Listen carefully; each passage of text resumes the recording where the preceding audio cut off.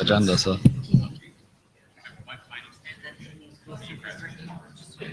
To what? Yeah, we can switch.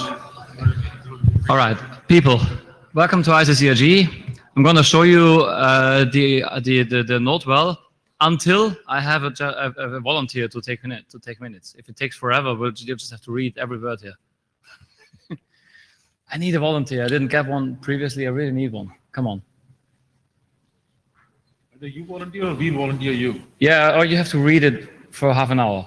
I mean that. I'm going to read every word to you. I saw Magnus laughing. Please. I'm sure you're good at it. Thank you so much. And you're doing Jabber, right? Come on. JabberScribe is easy. Somebody. Jabber. Yo, Jabber. Thank you. We got a scribe and a JabberScribe. Thank you very much, people. I'll leave you from the IETF IPR policy document. There's a scribe and Jabber question. A very, very quick update, because I called these things Iccrg draft as this is me speaking as author and chair, just to give you an update here, because I'm an author of both of these. We asked for feedback on Lisa, and as an author, I want to thank the reviewers. As a chair, I also want to thank the reviewers. It was really useful. We're not giving up on it, but we're going to merge it with the thing at the bottom, which is coupling document, where we're going to change the algorithm quite a bit to make it, I think, a lot more interesting. It's a major update that we're planning, but this is in the long-term future. So you're going to hear back from us. But this is not the reviews were not in vain. Thank you very much. It's going to be a part of this because it's the same problem space anyway. Okay, today's agenda is pretty packed. I'd like to remind people to keep within their time frames, and I'd like to ask Nicholas to begin. No point in me reading the agenda to you. What's that?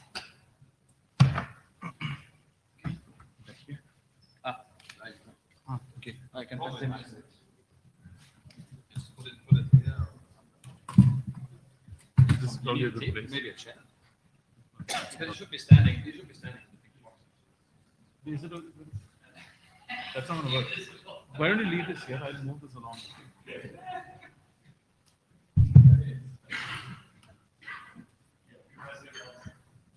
I'll move it along this time. This is one logistically challenged ICCRG meeting today. It is. All right.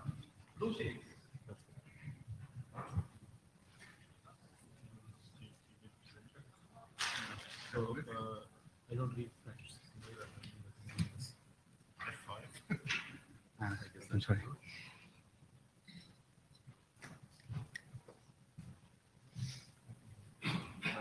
And then if you just push here, next slide. Yeah, we manage. I don't know if this will be working. No, because it's on.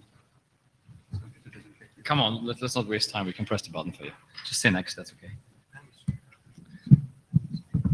Yeah. So hello everyone. My name is Nicolas Kuhn. I'm from the CNES. Who, for those who know what it is, doesn't know what it is, that's a French National Space Agency, and I'm here to present some results on MPTCP and BBR. Next, please. I just want to quickly go through some myths that you may have on SATCOM systems. I'm short of time, so I will do fast. But basically, when we look at the high-level architecture of networks, even though you may think that satellite networks are quite specific and strange, it's not the case. It's very similar to what you may have in cellular or terrestrial access. It's just that we don't have an actual interoperable standard. That is quite a big problem we have, but that's the thing. Another myth on the next slide is the latency. So basically, indeed, we have some 500 milliseconds latency on the links, but we all know, thanks to all the buffer bloat issues we've seen in the past, and also what has been done through the RIDE project, that latency is not just the signal propagation delay. And also there are many cases, such as boats, plane, and others, rural areas, for example, where you don't have any choice anyway. So you will have to deal with this latency, and honestly, it's not that bad. So next slide, please. This is some browsing experience we have using a real satellite access. On the left, you have a light page. On the right, it's a more heavy page. And even though the large page takes some time to have the data to actually come, once we have the first bits of the connection, everything is quite loaded and fluid. So and also on the light page on the left, you can see that even though it is some search and something that requires some interactivity, it's not that bad. Next, please. The last but not least myth is that we use middle boxes, and that is not a myth. We have nasty middle boxes. We split TCP connections, so we use some transparent compression. That is not that bad, but for the TCP connections, we make our own TCP connections, so we break the end-to-end connectivity. And the main problem we have is that it's difficult to have to support and to consider the whole recent improvements we may have as the servers or as a client. For example, all the TFO things and other things. Next slide, please. We use middle boxes for many reasons, and basically we have a quite specific network. I will not go into the details because we don't have much time, but the main problem also we have is that it's a small community, so it's difficult for us to push some specific modifications to TCP for our use case, because for terrestrial and fixed networks, it's a corner case. But And also we have a scarce resource to deal with. So that's why it's difficult for us to actually push things in servers and client. Next, please. And also, if we look for HTTP1 service, we have 3 different pages here that are loaded. We use OpenZone, which is an open source satellite emulation platform, and we have different cases. We have an AW10, AW60, and we have a very basic TCP proxy at the in the satellite network. And what we can see is that what the PEP, so the performance enhancement proxy that we deploy, can do even better than the IW60, even for the long page. So that's why when it's difficult for us to get rid of these strange boxes, because it provides such good results at the moment for the traffic that is going through broadband satellite networks. Next, please. The thing why we present results on BBR and MPTCP is that we are following what's happening on the transport, and we are constantly figuring out whether we actually need these boxes or not. And there were some modifications in the RFC 2760, such as higher congestion window, packet pacing, and these are the things we see in the transport happening at the moment. So that's why I will present some results of BBR over SATCOM and also MPTCP, because that's a good opportunity for us to have an hybrid access with terrestrial and satellite access. Next, please. So this is a platform we have used for BBR. We have different file FTP applications at the client, downloading files which are hosted by or Cubic or BBR server. Next, please. On the left, we can see the results of Cubic, and on the right of BBR, and the top curve is the good put, and the bottom curve is the state of the queue. We can see that Cubic is acting as expected. Basically, it fulfills all the queue, which on the bottom of the blue, we can see that lots of queue losses happen, and we have an overshoot of capacity. On the right, with TCP BBR, despite the strange satellite configurations we have, the latency and the asymmetric links, we can see that we have a protocol that at the whole can use available capacity and with a low queue occupancy. Next, please. However, when we look at fairness, then we may not agree on what flow rate fairness is and if it is actually useful or not. But what we can see here is that at 200 seconds, all the cubic flows are struggling between each other to actually grab the capacity, whereas with BBR, we have the flows that were first on the pipe that keep the capacity for a long time. It's longer for, we have some latecomer fairness issue with BBR, with our version of BBR at least. So for the moment, we still are running further tests on whether we still needs to have some specific accelerations with BBR. We're looking at more application level metrics, but we think that in looking at the queue occupancy and overshoots, it's quite interesting. However, all traffic flows in the internet today are not BBR still. So the thing is, we still, for the moment, will have to make some TCP splits and so on anyway. Next, please. The other use case I will show you is about the MPTCP use case. This is on the top, the trend for the 5G cellular networks architecture, and at the bottom, the same thing that we can have on satellite access at the moment. We have an MPTCP concentrator here that basically is here because we may not have MPTCP deployed everywhere on servers. So that is a use case we consider, but we are more focusing on metrics that's the relevance of this use case anyway at the moment. Next slide, please. So here we have two MPTCP proxies, one at the aggregator I just showed on the slide before, and the other one at the satellite terminal level, for example.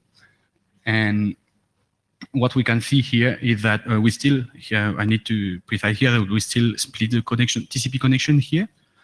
And what we can see is that despite the huge asymmetry we have between the links, the MPTCP somehow is of interest for both accesses.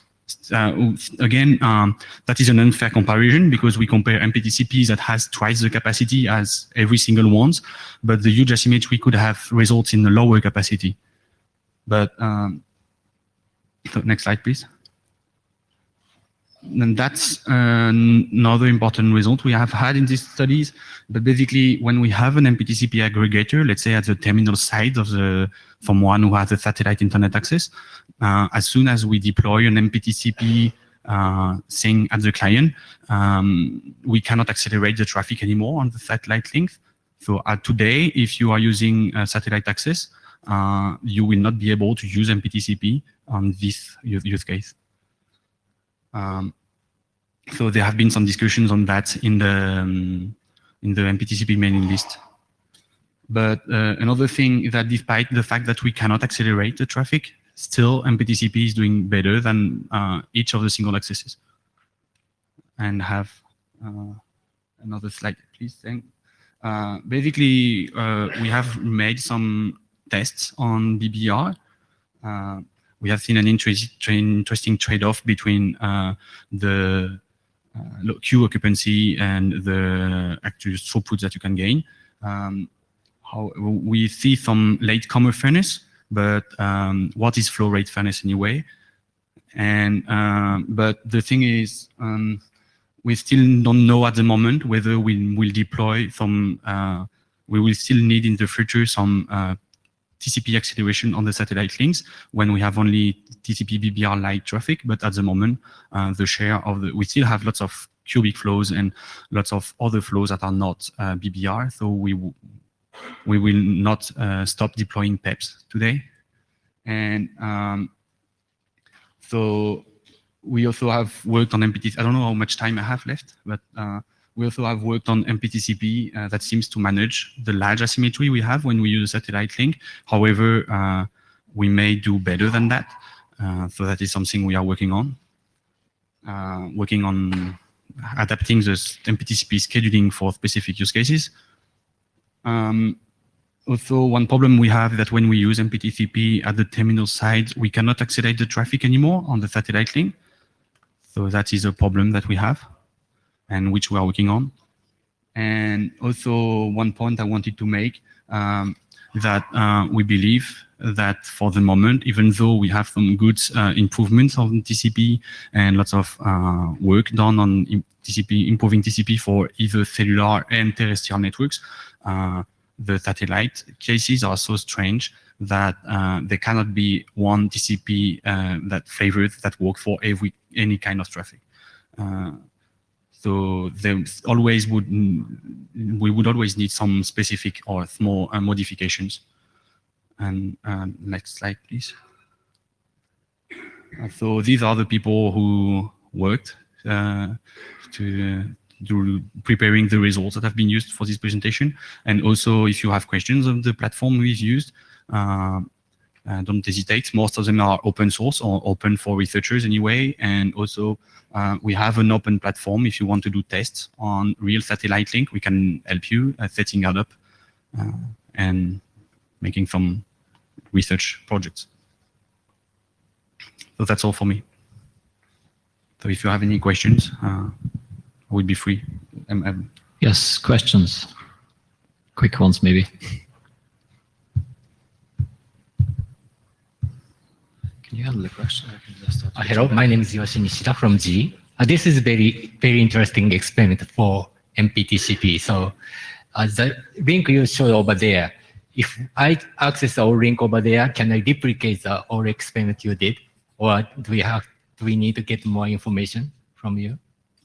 Can you repeat the question, please? Oh, okay. So I would like to replicate your experiment. Mm-hmm. And then the links over there is all the information I need to get to replicate your experiment.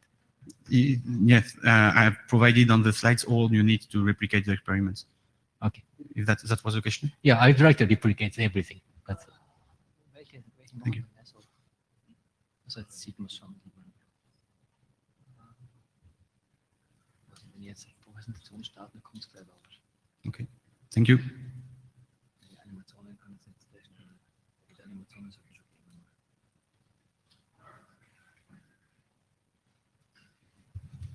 Sehen. Als letztes Mal PowerPoint abgestoßen. Ja. Das ist halt wirklich irgendwie so typisch. Jetzt geht's ja wieder raus. Schauen wir mal. Präsentieren? Ja, das geht mal. Jetzt wird man das Split Display noch switchen. Was ist der Typ? Alright. Should we be switching this to that ourselves? So. Yeah, maybe if that works, that would be great.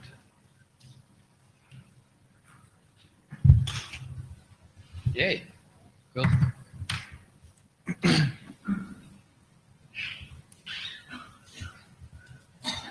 Okay.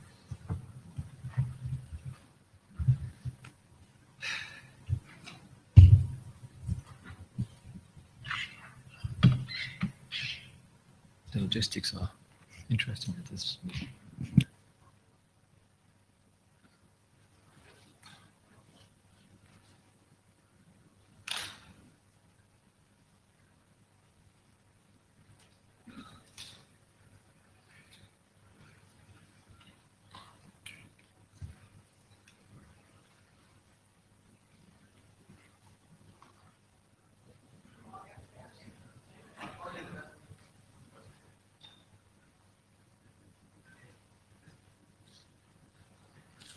All right, so sorry.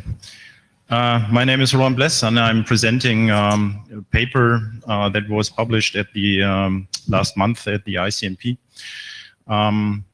It's about the experimental evaluation of BBR congestion control, and this is joint work with Mario and Martina.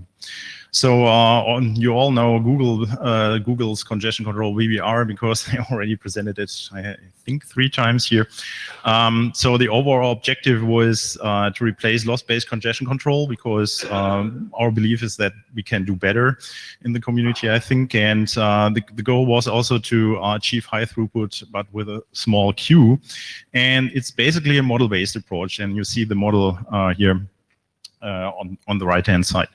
So we did some experimental evaluation based on the original publication in the ACMQ paper and the Linux 4.9 implementation.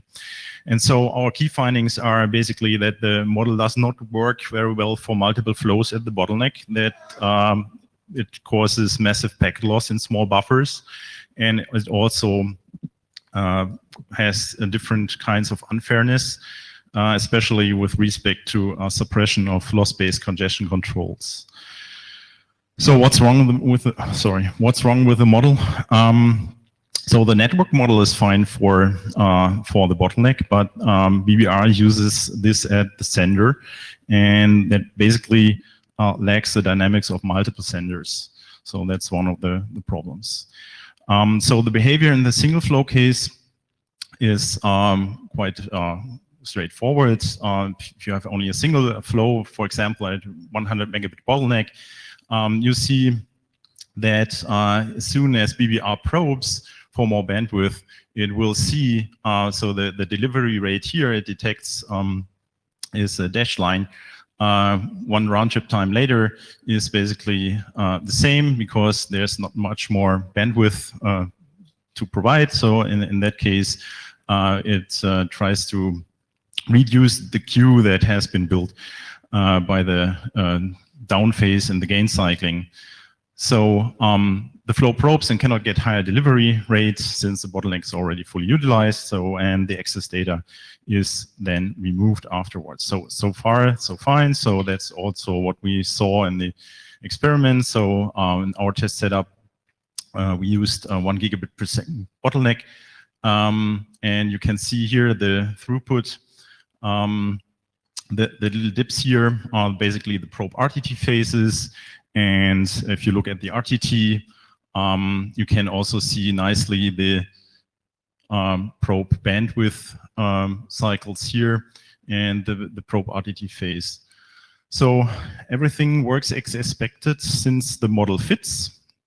But what about the multiple flow case? So if we have multiple flows, let's assume we have the simplified case, 2 flows now sharing the 100 megabit per second, so that we have 50 megabit each, and we're starting with 1 flow that starts to probe.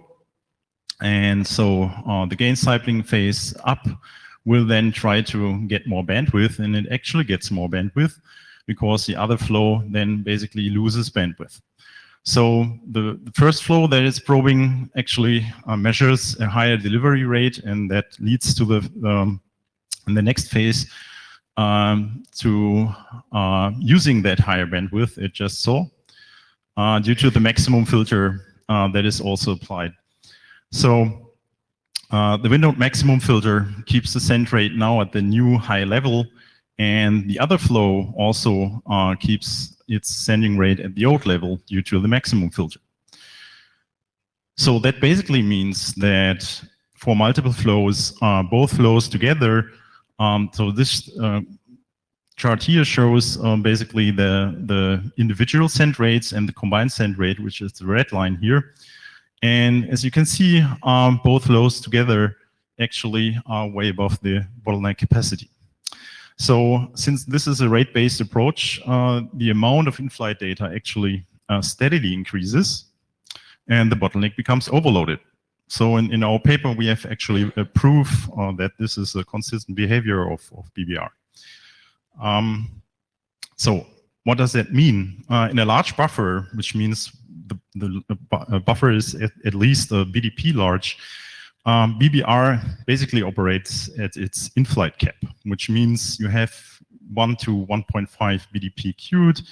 So BBR's operating point is not at the optimal point that the paper pointed out, but it's more or less depending on the buffer size. So it's here, for example, at 2 BDP maybe. So in a smaller buffer, actually, what happens is that now, since the right side here is shifted to the left, you will find the operating point of BBR even beyond the point B here. So Cubic's operating point is here, while BBR's operating point is even above the buffer size capacity. So our experimental evaluation setup looks like this. So we used basically several PCs and a hardware switch. So the sender here has 3 10 gigabit per second interfaces, the receiver on the other side also, and we have a software-based DPDK switch, which allows us to look into, let's say, queue states, and also perform delay emulation if required. And we have the bottleneck here, 10 gigabit per second link, which is then attached to another switch. So we have a typical dumbbell topology for the 10 gigabit per second experiment. And we have a little bit simplified topology due to restrictions of the transceiver speeds. We needed a dedicated 1 gigabit per second link because these interfaces were not able to switch down the link speed actually. So we used the 4.9 version implementation of BBR and used bottlenecks at 1 gigabit and 10 gigabit per second. So the RTT was around 20 milliseconds in most scenarios. And we had 2 types of bottleneck buffers. The large version is 160 milliseconds, while the small one is 60 milliseconds. So these correspond with the base RTT to 8 BDP or 0.8 times the BDP. The sender is not application limited. We use IPERF3 for that, and we repeated every experiment at least 5 times, and I'm showing always the results of single representative runs. So let's start with 2 flows and a large buffer scenario. So 2 flows with the same minimum RTT. The prediction of the model says that basically the BBR is operating at its in-flight cap, so BBR uses or queues 1 BDP in the buffer, and that can be seen here. So we have an RTT, base RTT of 20 milliseconds, and this is basically doubled nearly all the time. The two flows are active, so a single flow operates at the base RTT, but as soon as the second flow starts, we have 1 BDP queued. So if we increase the minimum RTT to 40 milliseconds, this should double, and this is what we also can see here. So it's now then the effective RTT is at 80 milliseconds. And so if we use 80 milliseconds RTT min, we see that the effective RTT doubles at 160 milliseconds. So multiple flows in a small buffer, where small is not really small, it's 80% of BDP. So if we use 6 flows, which means 2 per interface here, BBR causes massive packet loss because the operating point is, as just explained, even beyond the buffer capacity. So if you look closely at the sender's transmission rate here, you can see that you're sending above bottleneck capacity actually. So it's even beyond 1 gigabit per second. So we have roughly here 10% overload. Sorry, what about cubic? Cubic in the same scenario doesn't cause such a massive overload of the bottleneck. It smoothly more or less operates at the 1 gigabit per second capacity. And if you compare it, the number of retransmissions, for example, you can see basically that in the small buffer scenarios, you have 3 orders of magnitude differences actually with respect to the numbers of retransmissions. So that's quite a lot. What about inter-protocol fairness? So if you let BBR run versus cubic, for example, in this case, we have 1 gigabit per second bottleneck, 1 BBR flow against 1 cubic flow, and we have small buffers. So BBR basically suppresses the loss-based congestion control here because, yeah, BBR is so aggressive that it causes basically packet loss, and cubic then backs off while BBR tries to get as much bandwidth as possible. But this still more or less within the model of BBR because we only have a single BBR flow. So our expectation was that it gets worse as soon as you start an additional BBR flow. And that is really the case. So 2 BBR versus 2 cubic flows, for example, now the model doesn't hold anymore. And in that case, multiple BBR flows simply behave more aggressively. You can see the start of the second BBR flow here. Around this point in time, basically the bandwidth of the cubic flow drops down even more, and even a second cubic flow isn't able to get any reasonable bandwidth here. So loss-based congestion control in small buffers gets severely suppressed if you have multiple BBR flows, because, as explained earlier, the operating point of BBR is here, and at least in the version that we tested, it doesn't react to packet loss. So congestion, packet loss as congestion signal is basically ignored. So intra-protocol fairness is also interesting. So again, 6 flows here, 20 milliseconds RTT. We were not able to find any real consistent fairness behavior. So you can see different scenarios like more or less fair share of the bandwidth, or sustained phases of few flows getting only a small portion of the bandwidth, while others get most of it, and something in between. And also here, even in a small buffer, sometimes you see quite good fairness. So what about RTT fairness? Since the prediction is that BBR operates at its in-flight cap, and the in-flight cap then basically is calculated on base of the seen RTT and times the available bandwidth, so the bandwidth delay product. we just use 20 milliseconds, 40 milliseconds, and 80 milliseconds as base RTT for 3 different flows flowing at the same time. And so the prediction is that each BBR flow operates at its in-flight cap of 2 BDP in a large buffer. So we have a large buffer scenario here. And as you can see that the flow with the largest RTT basically, which is the red one here, gets the most of the bandwidth share here. So the 20 millisecond flow is nearly here down at the bottom, while the 40 millisecond flow still gets some share. So this is due to the fact that the larger RTT means more data in flight, and this directly leads to unfairness. So flows with the larger RTT have basically an advantage here. So to summarize that, BBR is basically a model-based congestion control and works well if no congestion is present. So for a single flow at the bottleneck, it works perfectly, right? But for multiple flows, BBR steadily increases the amount of in-flight data. And so in large buffers, BBR operates at its in-flight cap. It also has a consequence of showing RTT unfairness. And in small buffers, we saw a high amount of packet losses because BBR also ignores packet loss as congestion signal. So we found no consistent fairness behavior, and especially we saw unfairness to flows with loss-based congestion control, Cubic or Reno, for example.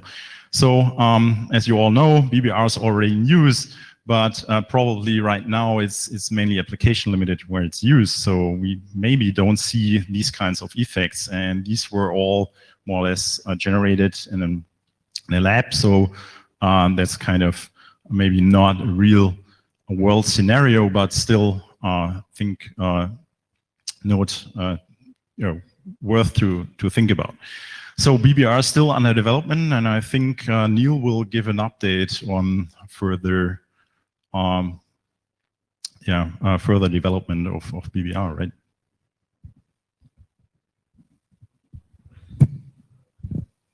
Questions, yes. Questions.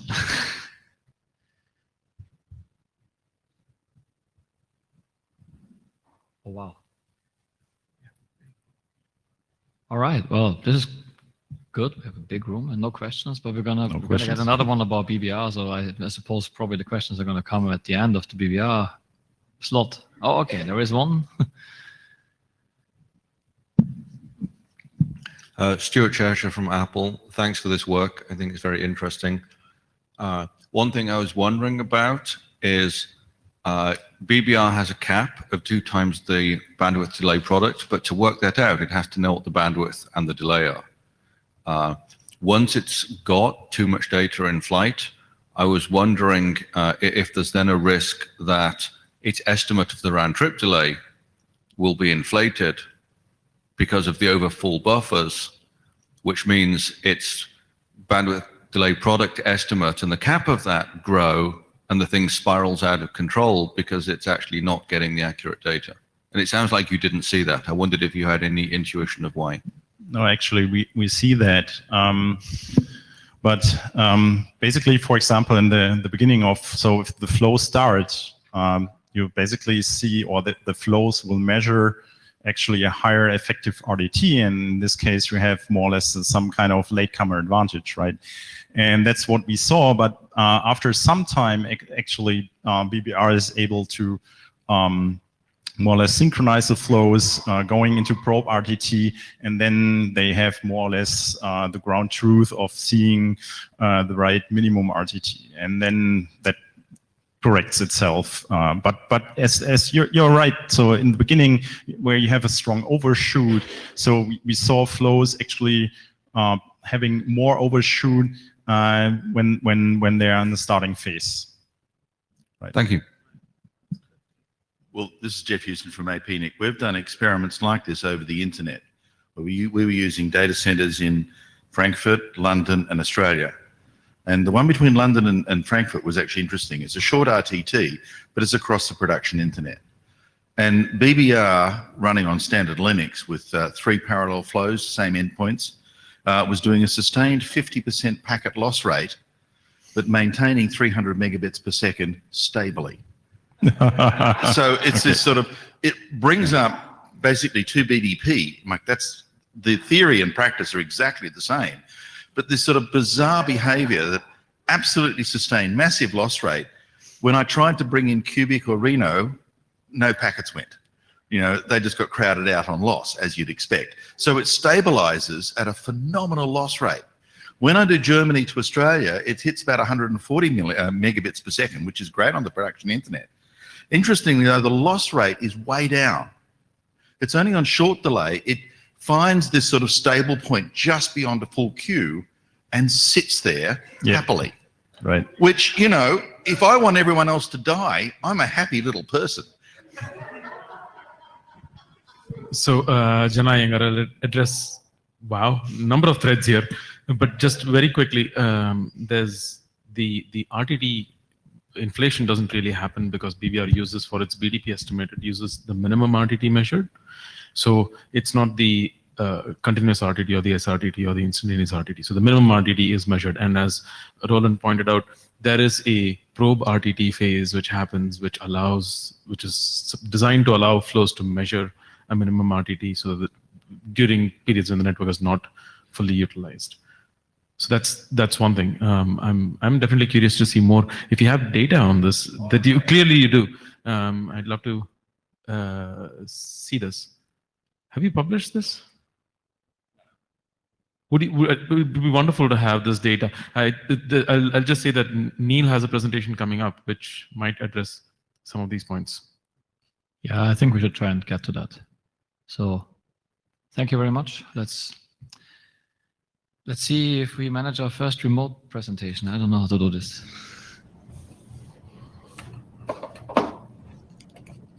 Can you guys hear me? Yeah, we hear you. Oh, yeah. Okay. Can you see me? We see you. Wow. Should I be showing your slides, or is it some yeah. magically happening? I think I should probably. Yeah, I think you have to do it on your end. Yeah. Let me see if I can. Where's this adapter?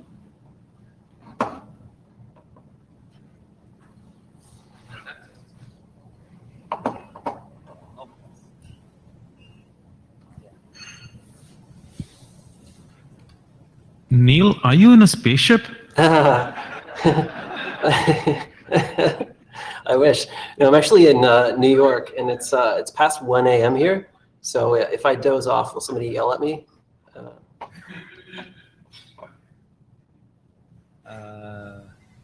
Like that, maybe. Nothing happens. Okay, I gotta go to presentation mode. Slideshow, does it do anything? I hope. No, it doesn't. All right, I'll. How do I do this? Is it a way of? I keep waiting on the back. Just a second. Just a second. Almost there.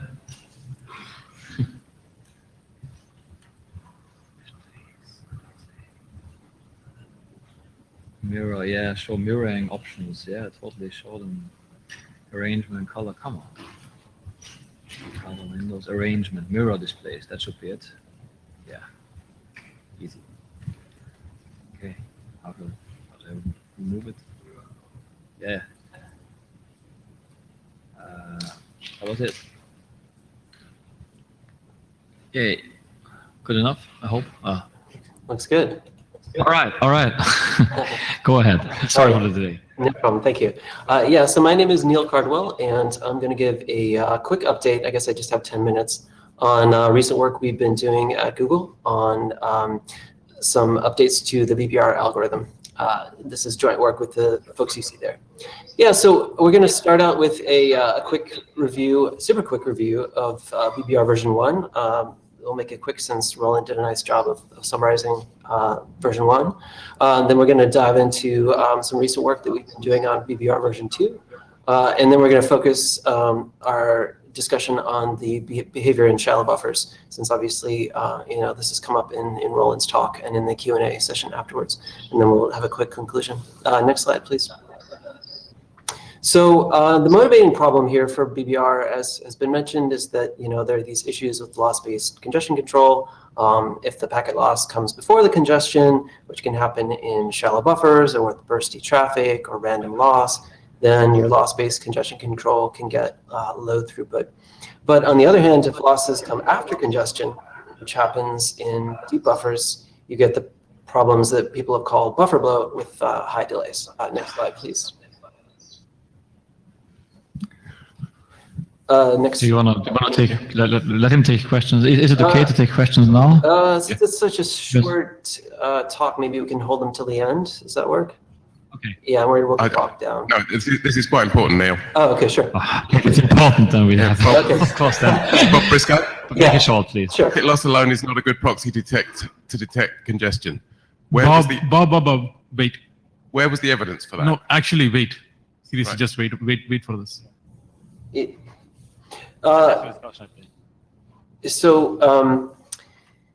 So BBR is basically a new kind of approach that builds an explicit model of the network path. And version 1 had just the maximum bandwidth that's been recently seen and the minimum round trip time. And it uses that model to control its sending and to try to vary its pacing rate and CWIND to try to explore the network and build feed samples to that model. Next page, please. So, just a quick summary of where we've been so far. So with BBR version 1, we've deployed it at Google for TCP and quick traffic on google.com and YouTube and WAN backbone connections. The code is available in Linux TCP and quick. And there's also active work on BBR going on at Netflix, and we're in close communication with that team. There's some internet drafts describing the algorithm, and we've presented it at IETF, and there's a sort of an overview paper in the communications of the ACM. Next slide, please. So currently we're working on improving the BBR algorithm, and the effort is sort of continuing on multiple fronts. One of our big emphases is reducing the packet loss rate in shallow buffers, which has been discussed nicely today. This means that we're trying to tune the algorithm so that it can handle both deterministic and stochastic loss in a reasonable way. And alongside this steady state improvement, we're also working on a faster exit of the startup mode in the presence of packet loss. We're also working on reducing queuing delay in general, but especially that helps in deeper buffers with an approach that essentially paces at a lower rate with a gain below 1, a pacing gain below 1, to try to pull the in-flight down closer to the estimated BDP on a more frequent basis, say once per gain cycle of 8 round trips. And Randall Stewart came up with a nice name for that, a nice buzzword, drain to target. We're also working partly through the previously mentioned mechanisms of reducing losses and reducing queuing delay, but also through some other mechanisms. We're working on improving fairness, both between BBR flows and with loss-based congestion control. That's sort of a lengthy topic, so we'll have to get to the details on that another day, another IETF. Another area where we're working is on improving the BBR throughput in Wi-Fi and cellular and cable networks, where we see all sorts of very common ACK aggregation and decimation features.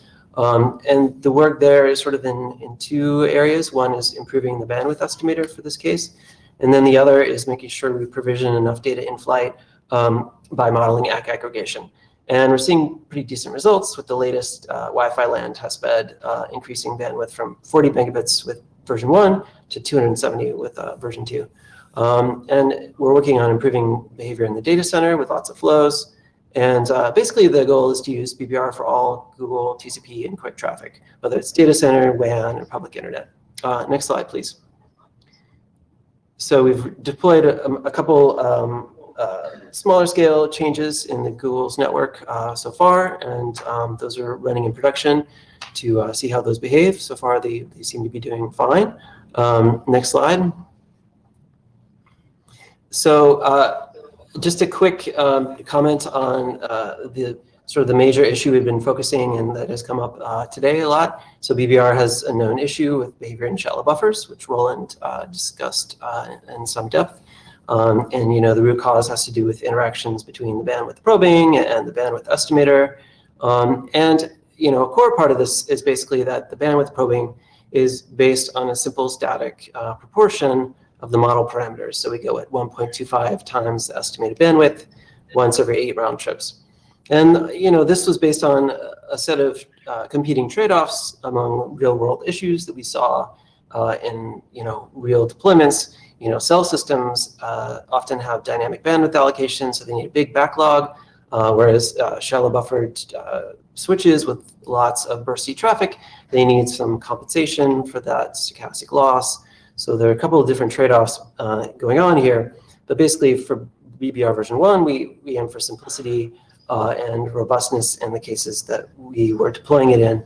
So we had a sort of one-size-fits-all static probing system.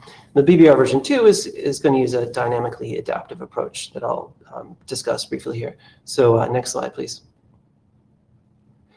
So there are a couple different changes here. One, I would say there are basically 3 main buckets into which these changes fall.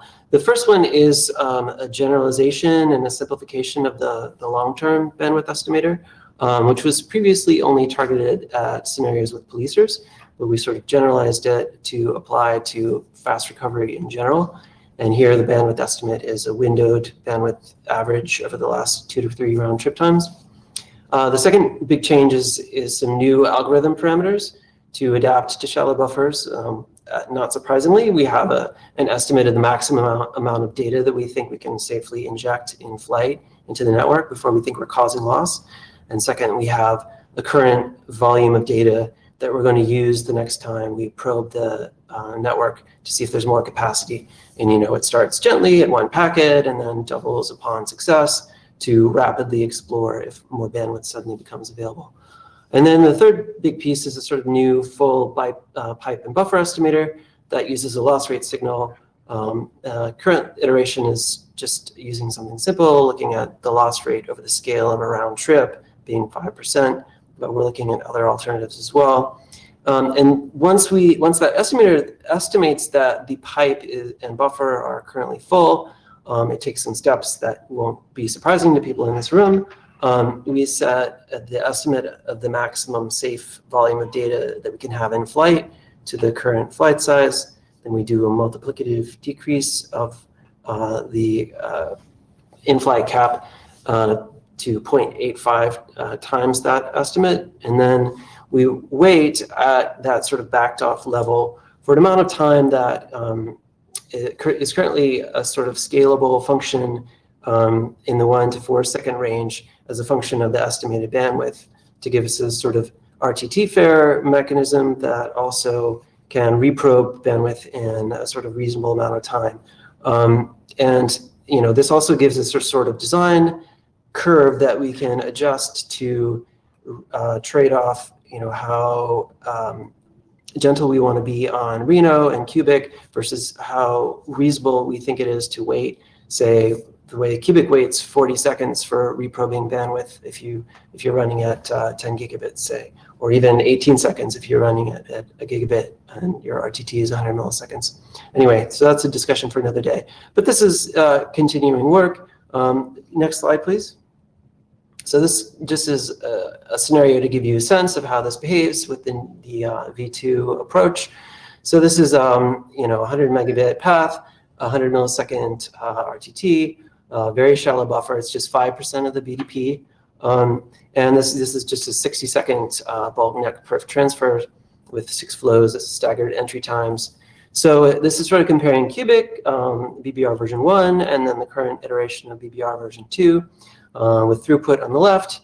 You can see that basically Cubic has some nice fairness properties.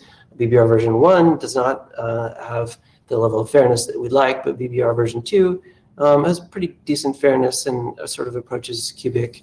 And then the retransmit rate, Cubic's is nice and low, less than 1%.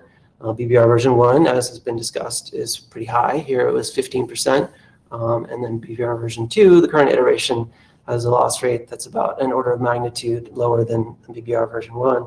That's in the neighborhood of 1.3, 1.4%. Next slide, please. And this is just a picture to sort of give you a sense of the convergence properties and the fairness properties of the various flavors here. So we've got cubic on the top, BBR version 1 in the middle, and then the current iteration of BBR version 2 on the bottom. You can see basically BBR version 1's fairness issues there, and then you can see that cubic and BBR version 2 do a nice job of leaving a little bit of headroom there in terms of idle space so that new flows can come in and discover the available bandwidth. And you can see that it's cubic and BBR version 2 are not constantly riding right up against the 100 megabit mark so that they can keep the loss rate nice and low. All right, now next slide, please. So that was just a quick discussion of BBR version 1, and then sort of a quick taste of BBR version 2. Work continues on both the Linux TCP implementation and the Quick implementation at Google. And as I said, there's some nice work underway for BBR in FreeBSD TCP at Netflix. And of course, we're always happy to hear more test results and more research results as we continue to work on BBR on our end as well. So I guess next slide, and then any questions.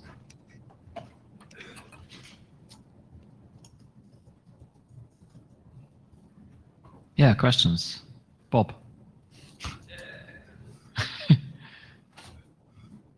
Okay. Do you want to say it again?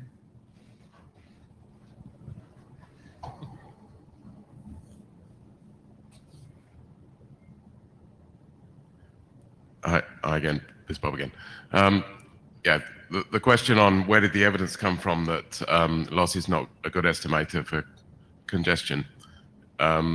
I don't think we've seen any evidence for that, and I think that's sort of one of the underlying problems here, in that there's this sort of prejudice against using it, whereas it's all information that you need to have. I know you've started to use it here, but you haven't really used it. You've just sort of tried to avoid it.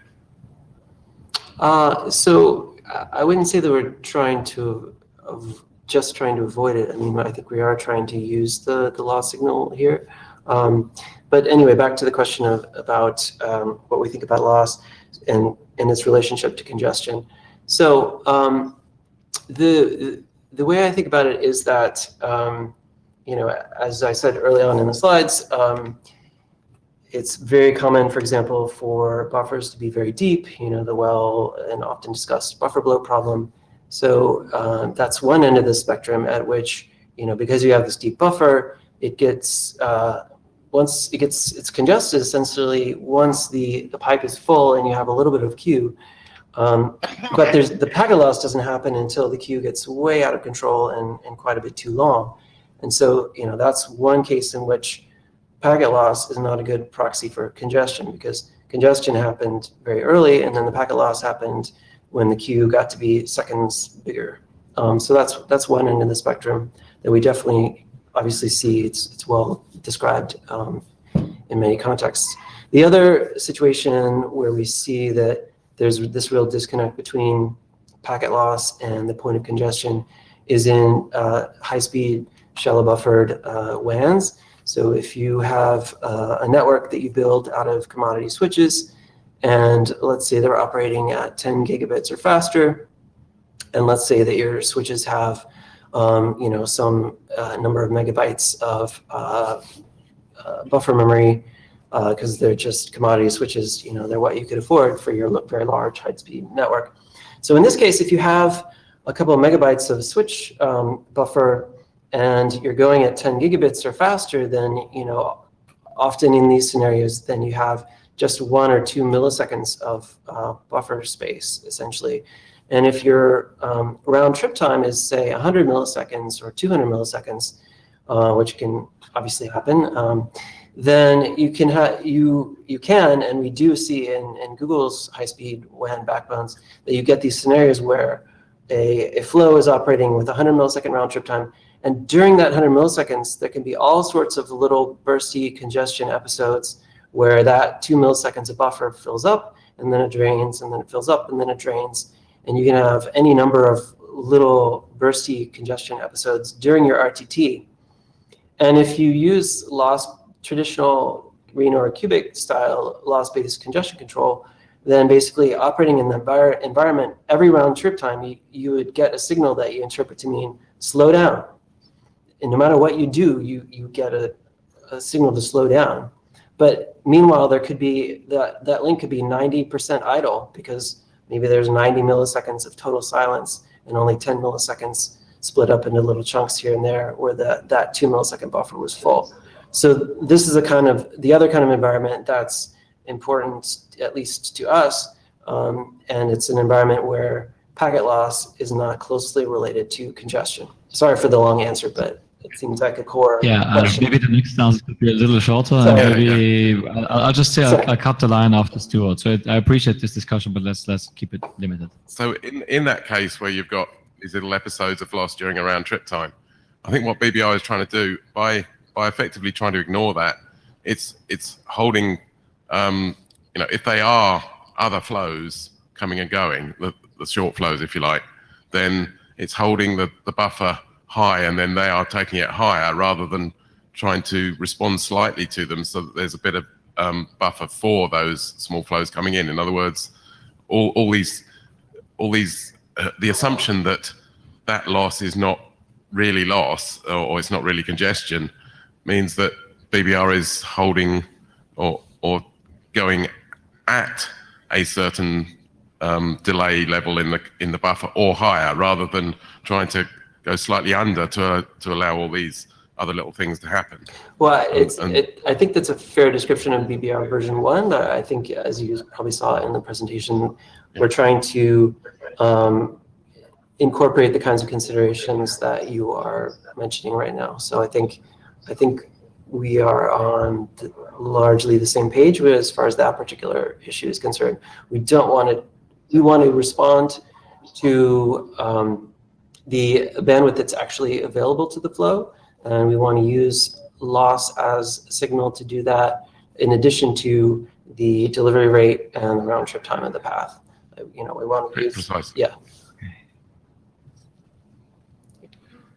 Andrew McGregor, I just wanted to add a comment to what Neil said there, and actually I end up with two. One is that it's not like inside Google we don't care about packet loss, because it costs us a substantial amount of RAM, and the cost of that is quite significant. And the second thing is that those aren't the only environments where you get non-congestive loss. I mean, the other classic case is Wi-Fi, and there are things that happen in lots of networks in, shall we say, poorer and more remote parts of the world where loss is, where the overall loss rate is some kind of indication of congestion, but it's not a reliable indication of congestion in the way that it was designed to be in Reno. So I think BBR2 is going, and by the way, this is the first time I've heard exactly what Neil's planning with BBR2. I think BBR2 is heading in the right direction of softening all the responses to some kind of reasonable control algorithm, rather than being super, super hard on everything. And that was BBR1's mistake, being super hard on those variables. Yeah. That wasn't the question, it was just a comment, so we can get to the next question, right? Sounds good. Okay. Mia Kulevind. So I saw that you have this kind of threshold, and they're like 5% of loss, you do something. So that's already great. So you don't ignore loss completely. I think this is really important for the safety of the internet. However, 5% seems still high. So I guess that doesn't solve the fairness problem you have with loss-based congestion control, right? Well, it doesn't in itself solve the problem. That's true. But I think there are a number of things to think about in there. So the loss rate there in that threshold is well, first of all, this is just the current iteration of BBR, and we're also evaluating other alternatives. But second, the loss rate there is actually just sampled over one round trip time, and so a different matter than what you might be thinking of when you think about 5%. It's not 5% globally across the lifespan of the flow. It's just in that round trip time. And at the BDPs that most Reno and cubic flows run at, you hit 5% pretty quickly due to the quantization. But anyway, so let's see, the other consideration I think to think about is that what matters to Reno and cubic in terms of what they can utilize and in terms of bandwidth is not really the loss rate as it would be measured with loss counters, but really the distance and time between the loss epochs. And I think right now, I'm thinking about it in terms of making sure the loss epochs that BBR might create are far enough apart that Reno and cubic can get decent bandwidth as they ramp up in between those loss epochs. That's future work, I guess. Well, no, that's in the algorithm, but I guess tuning the exact relationship between current bandwidth and that interval is something we're actively working on. And I think you heard some of my thoughts about, we want to be reasonably fair to these algorithms, but A, they're not really fair to themselves. B, they're not really RTT fair to themselves for sure. And then C, they have some unreasonably long timescales for adjusting in some cases. So I think it's going to be tricky to pick that curve, but I think now we at least have a dial in the algorithm to choose this explicitly and consciously. And then I have a quick comment. So for data centers, if you want to distinguish loss from congestion, there's a much easier solution, which is called ECN. Yeah, fair enough. Absolutely. Okay. Last one. Stuart Cheshire, Apple. I know we're short on time, so I'll make this brief. My comment is kind of along the same lines as Bob's and sort of along the same lines as Jeff's about massive packet loss. What concerns me is we have this belief that I hear repeated that loss is not always due to congestion. Sometimes it's just random stuff that happens. And I hear this a lot from my management at Apple, people who studied computer science but not networking. And the one thing they remember from their networking class is that the internet loses packets all the time. And therefore, TCP is wrong to treat that as a sign of congestion, because it's not. It's just the way the internet works. It's throwing packets away for no reason all the time. And that may or may not be true. It may be that there are Wi-Fi algorithms that are over-aggressive with the transmit rate they pick, and their rate adaptation is not finding a reliable operating point. But if that's true, the question is, what do we do about it? And one answer is we put bigger buffers in these switches. We improve the Wi-Fi algorithms so that random loss is not happening at quite the same level. That's one approach.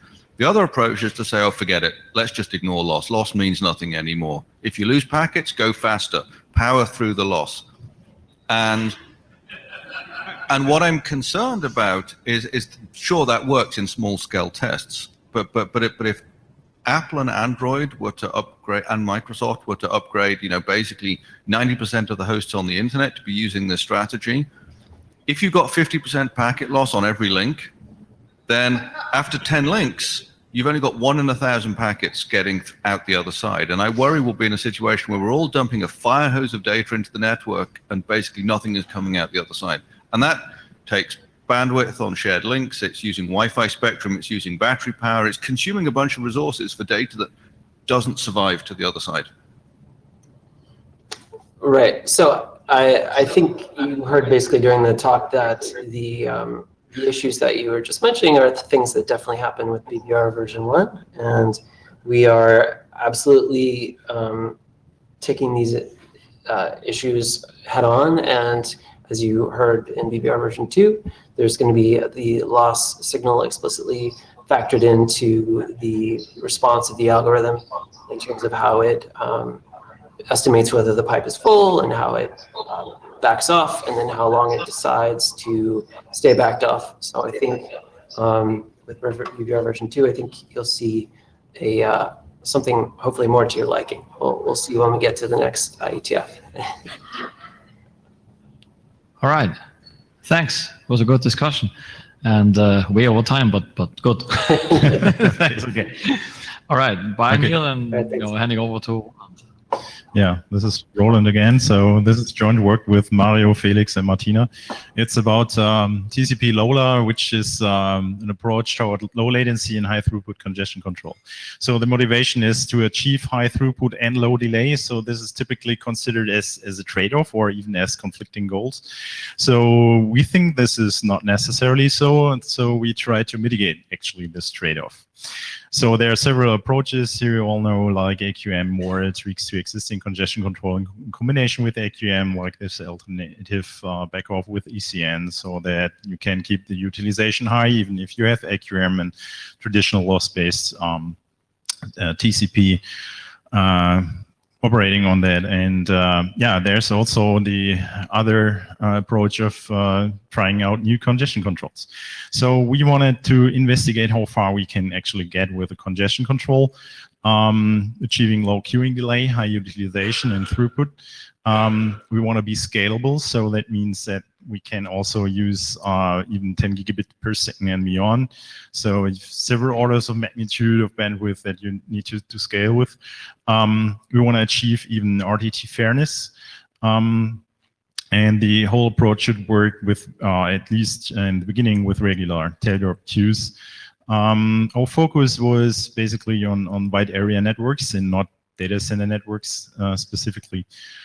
So this is not excluded, but wasn't in our initial focus.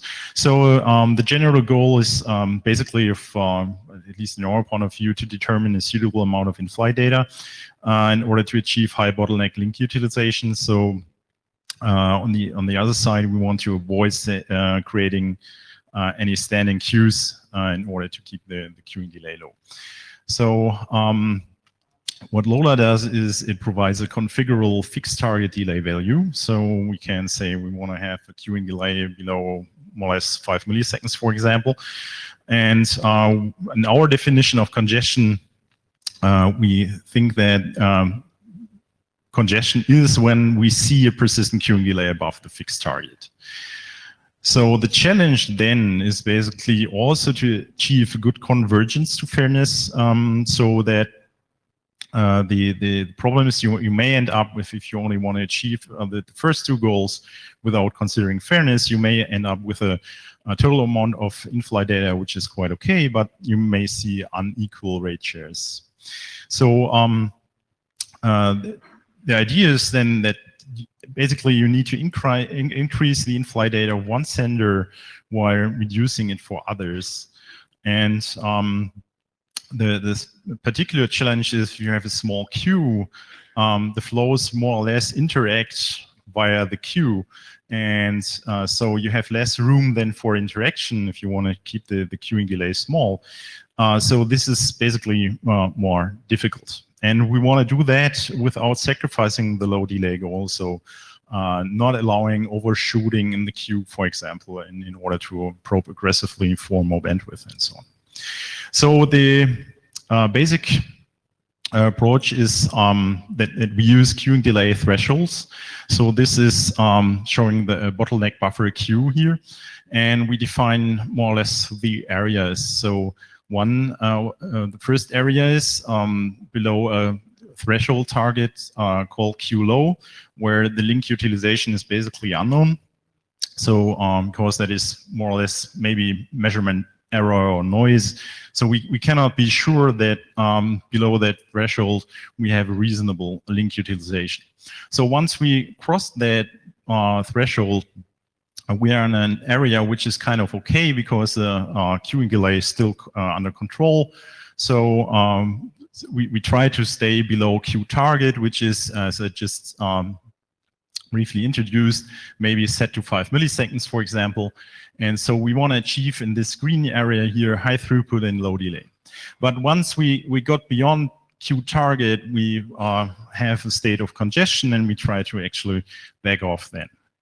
So we need to estimate the queuing delay. Right now we're using a minimum filter over a fixed time period in order to measure the standing queue. And we also have a heuristic in order to adapt to any network path changes. So for example, if you have path change and the minimum RTT actually increases, then you need to adapt to that once in a while. So overall, LOLA is a congestion window-based approach. And we also use packet pacing, which is beneficial for its operation in order to get better measurements, but it's not necessary as, for example, in BBR. So the flow states, or it works roughly like this. We have a slow start phase, which is nearly as always, doubling the sending rate more or less. So we have some exit condition where we try to exit early in order to avoid overshooting too much in the queue, into the queue. Then in this yellow area here where the link utilization is unknown, we are starting just like cubic to increase the congestion window until we basically cross this queue low threshold here.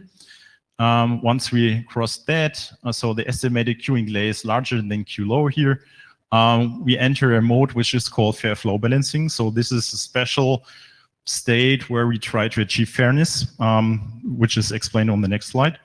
And then once we actually cross the queue target delay, so when we enter more or less a congestion state, each flow holds its congestion window for some time in order to let others detect actually that they crossed altogether this state here, or the target here. And then this is also important, some action is triggered, namely in the so-called Taylor decrease.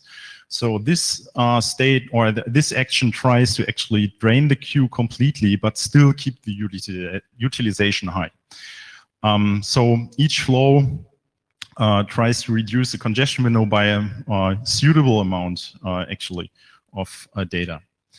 And then you're going back to cubic increase and so on. So you have more or less a cycle.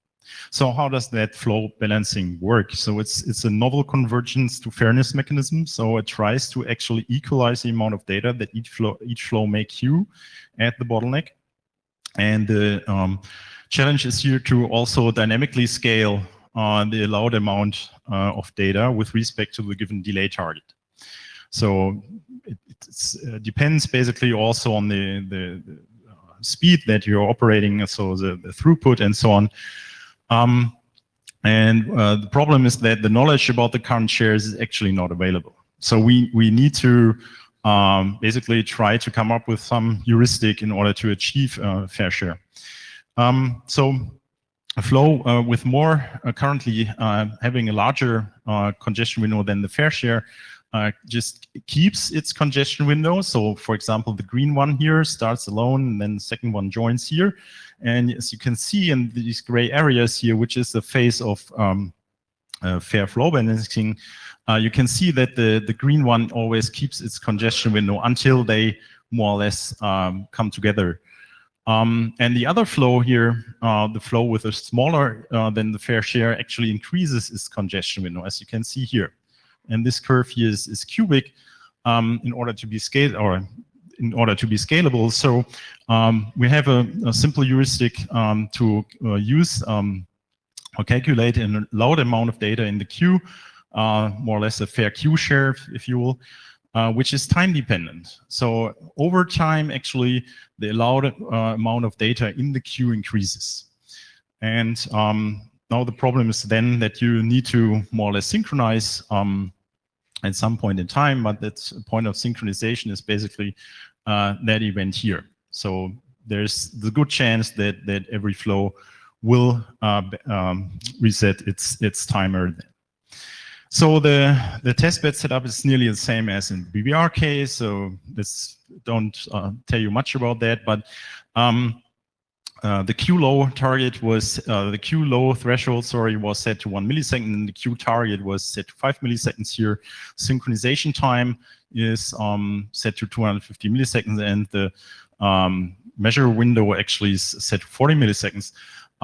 These values are not really optimized. So there's much room for improvement maybe. And so let's look at the results. So 2 flows sharing 10 gigabit per second. So the first flow starts and is able, actually the green one here, is able to fully utilize the bandwidth. Second flow starts, and then you can see that they're starting the fair flow balancing phase here. And basically, yeah, they achieve a quite fair share here. In comparison to other delay-based approaches like TCP Vegas is basically not able, even with a single flow, to utilize the available bandwidth because it basically misinterprets jitter as congestion signal, and therefore it backs off too early. And so fair share is also not achieved. So trying to keep the queuing delay low is also the second goal: high throughput, low queuing delay. And as you can see, if you plot here, the RTT basically single flow just says smoothly, and then the second flow starts. Both flows do their fair flow balancing phase, and you can see that you have always just little spikes here, which correspond to the 5 milliseconds queuing delay target. In comparison to that, as already known, cubic TCP always fills the buffer completely, and this also leads to higher queuing delay in seen RTT. So the queuing delay basically is also RTT independent. We varied, for example, the RTT in this case to 5 milliseconds, 61 milliseconds, and 101 milliseconds. And as you can see, always Lola just adds 5 milliseconds to the base RTT, and so it keeps the target of 5 milliseconds queuing delay actually. So the queuing delay is independent of the base RTT and also the rate, which is not shown here, and also with respect to the number of senders, which can be seen in the next slide. So we have several flows starting here in succession. In this case, there were 18 flows. Just for clarity, I show only 2 flows, but it's nearly the same for the others. So in this case, even while we have several flows starting here, Lola is still able to control the overall queuing delay and basically produce no packet loss. So in contrast to that, comparison to BBR, for example, BBR flow start in succession, you can see that BBR first fills the buffer completely, even overshoots sometimes, and then yeah, that's this is measured basically at the sender. And it also produces several retransmissions here, as you can see. So what about RTT fairness? RTT fairness can be even achieved by Lola in the sense that, yeah, if you have 2 different flows with different RTTs, they are able to get a fair share nevertheless. This is showing a small buffer scenario, so you still converge to fair shares. Even though they have different RTTs, 21 milliseconds and 101 millisecond base RTT. So in comparison to that, Cubic isn't able to achieve fairness here because it just converges to similar congestion windows, but the flow with a larger RTT needs to have more in-flight data, and so the flow with a larger RTT isn't able basically to completely get a larger share here. So this is just the showing first test of the overall concepts. So this was published on the LCN conference last month. So the parameters are not thoroughly optimized yet. It's not a full-fledged TCP variant, so you just are looking into several aspects, and so there's room for further investigations, like use of one-way delay instead of RTT measurements. Right now we're using the RTT, but it's also easy to use the one-way delay instead in order to get rid of any disturbances on the reverse path. We didn't look into the issues of delayed and compressed X. Furthermore, we don't know how it behaves in wireless environments. Also, multiple bottleneck scenarios may be a problem. And we also did some work on coexistence with loss-based variants, but we don't want to build in any compatibility mode, but instead use separate queues, for example, or maybe also AQMs. So what we plan is not to rely on indirect measurements of queuing delay, but instead use explicit feedback from the network. And so we are doing more research in this direction. Thank you. You're welcome. All right, thanks for being faster than planned. And any planned for 50 quick minutes. questions? We're really over time. I'm sorry for that, but I didn't want to cut the BBR questions. Yeah, well, Can also let's do have it one offline at if you least. want. And you can get ready in the meantime. Mia Kulin, I could also talk to Ronan later, but anyway. So I like the fair queuing approach. That's really nice. Just one comment. So you use the overall minimum round trip time I've seen, but I think you actually you try to make really hard sure that you empty the queue from time to time, right? So you could actually try to, when you think the queue is empty, then take a new minimum round trip time example. That could probably improve your algorithm over time in various scenarios and make it more stable. It's my experience. I mean, it does actually. So it empties the queues always, and when it crosses the target. So there's this Taylor decrease where you just no, I mean, just make sure, because you might have route changes or whatever, that you actually not take the overall minimum, but because you know that you empty the queue, just take that minimum at that point of time. Yeah, that's small comment. Yeah. All right. Well, thanks.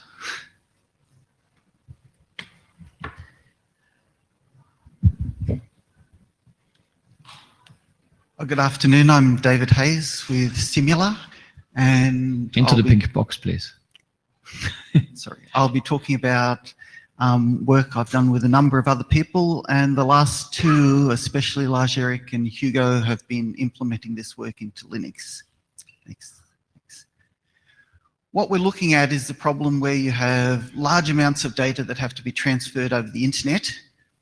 They don't have to be transferred as fast as possible. So perhaps we can send them in a less than best effort way, but they also have a timeliness constraint. Next slide. And because of that, they often have to be completed by some sort of soft deadline. We'd like to have a sort of a deadline aware less than best effort. Now what that is, next slide, thanks, is it'll have these sort of qualities.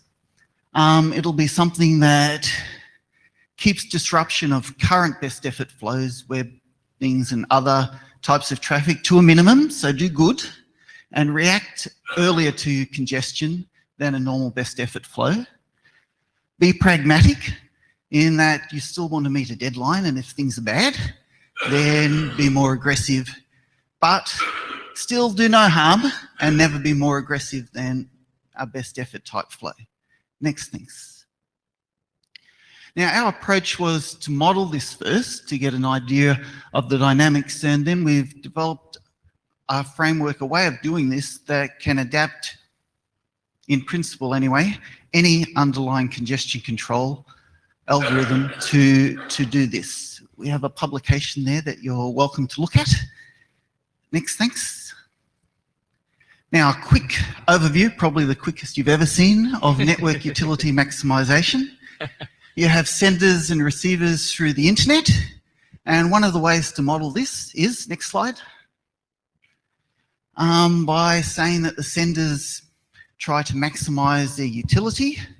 They get more utility for particular send rate, but the restriction is that they can't collectively exceed the capacity on any link along their path.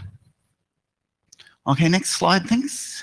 Now, it very nicely happens that if you work with a Lagrangian dual to solve this optimization, then it can be solved distributively, and it sort of looks a bit like TCP, where you have a price, but the price is not dollars and cents in this case. It can be loss, ECN, delay, or other congestion type ways, and you do a calculation based on your price to get the rate you send, sort of a bit like what TCP does on average. Okay, next, thanks. Now, if we want to make this less than best effort, there are really two ways you could do this. One way is that you could change the utility function to make it less than best effort. And that's the equivalent of changing the congestion control algorithm. Now, the other way you can do it is you could inflate the price. Okay, so if you inflate the price for one congestion control algorithm, then it will think there's more congestion than there really is and send slower. So that's the other way, and that's the way we're looking at in more detail here. Next, thanks.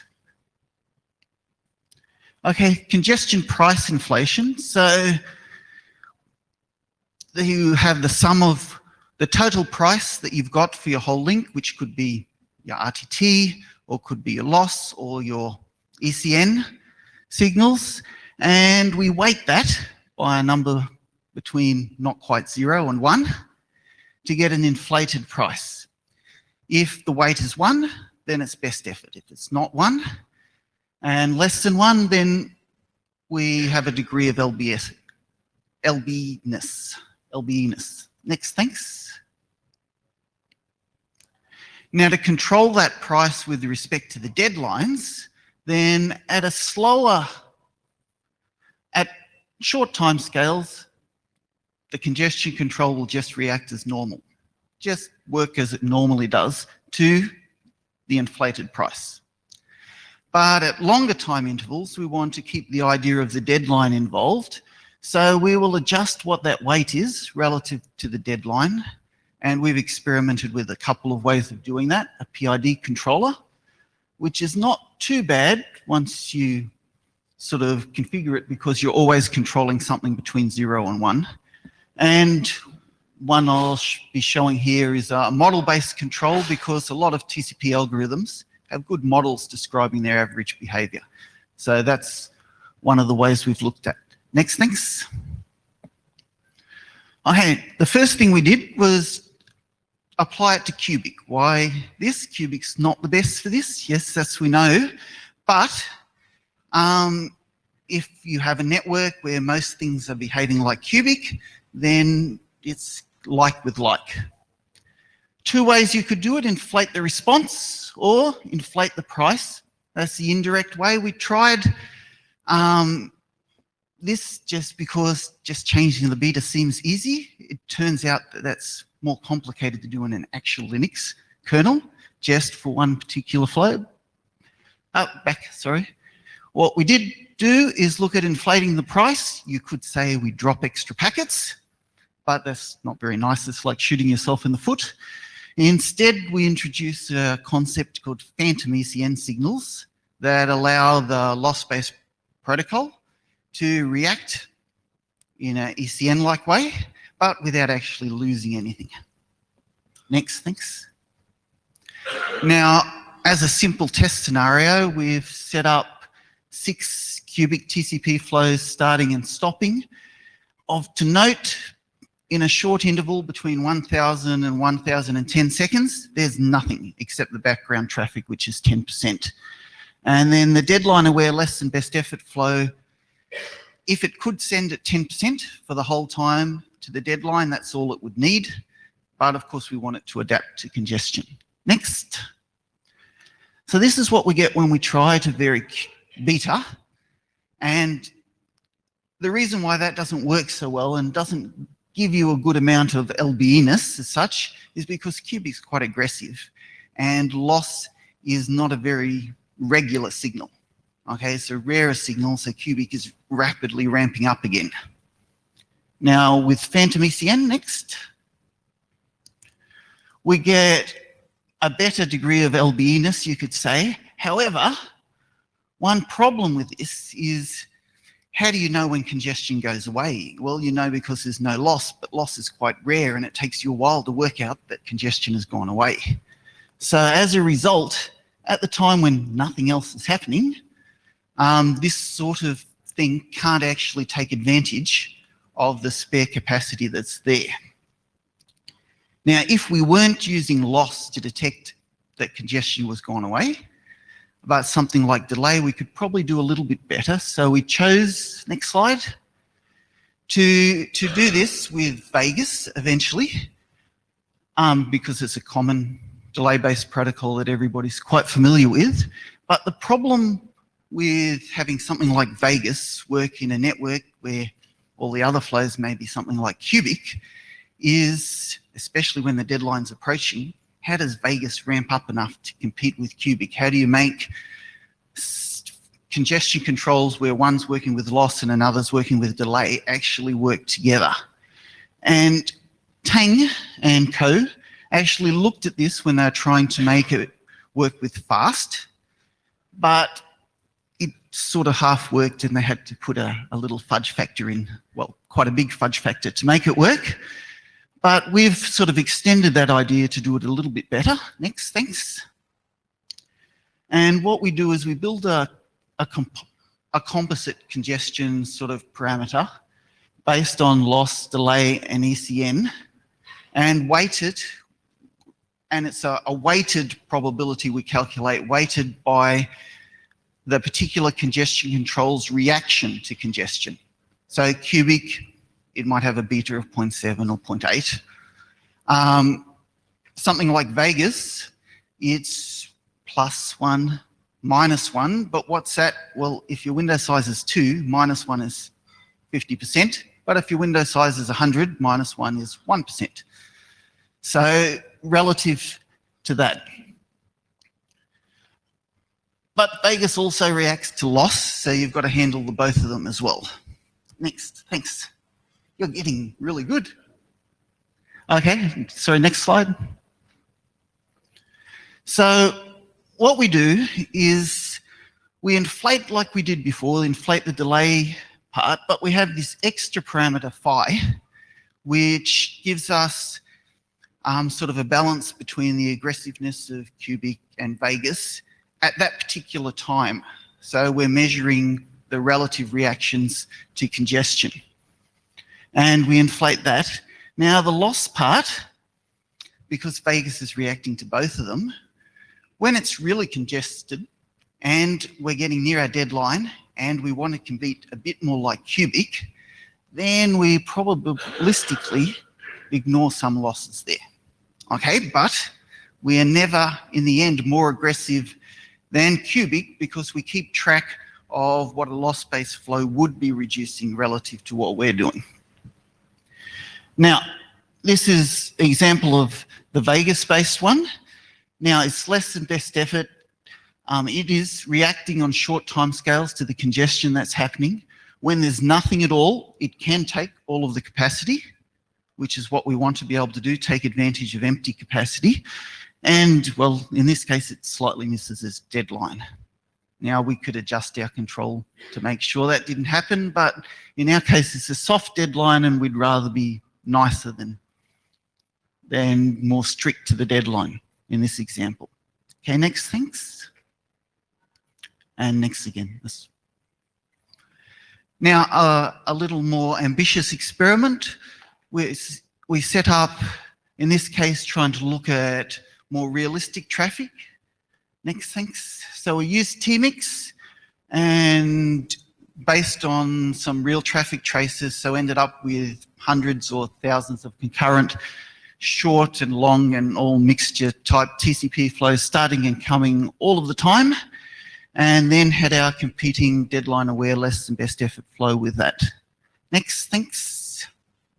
And we did a bit of work making sure that it was all stationary so we could collect proper statistics from it. Next. Now, this is one of our summary statistics. I'm only going to show one where we just looked at what your completion time is relative to the offered load. That's not the actual load because the actual load will depend on retransmissions and other things because it's TCP happening there. And what you find is that the cubic-based one, because of the phantom ECNs and not being able to take advantage of all the capacity,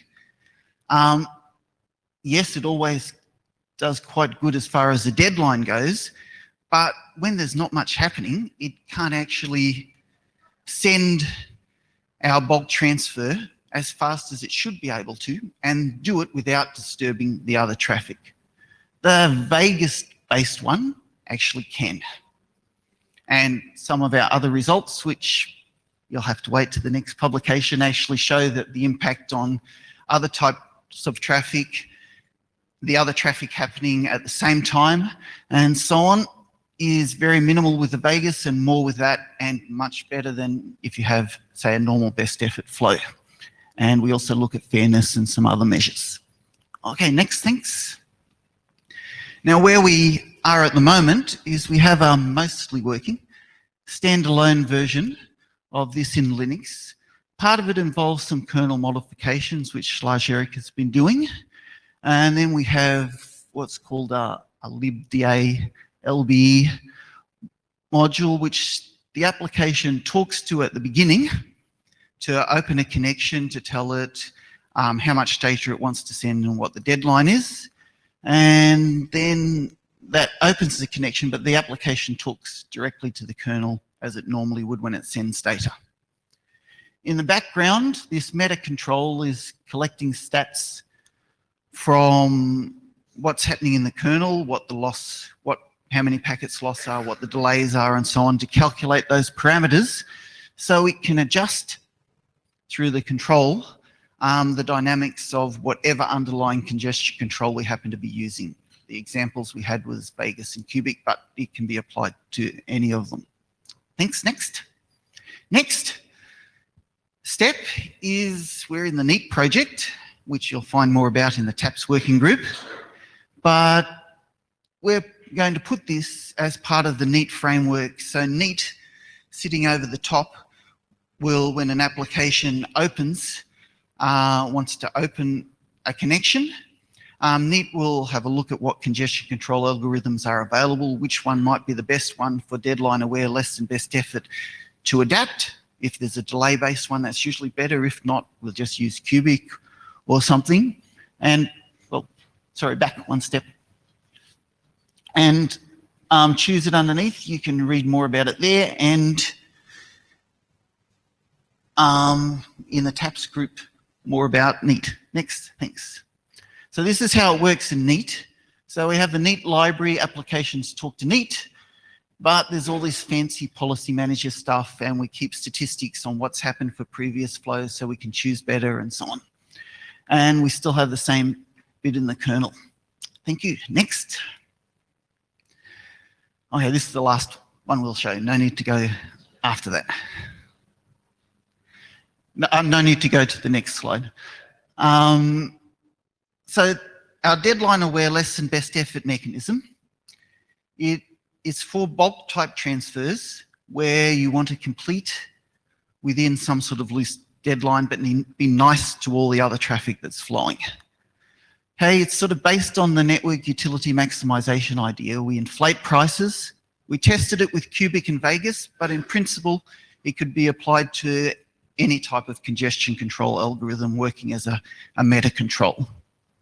And our ongoing work integrating to NEAT, we have some large scale tests which we're working with one of our partners, Dell EMC,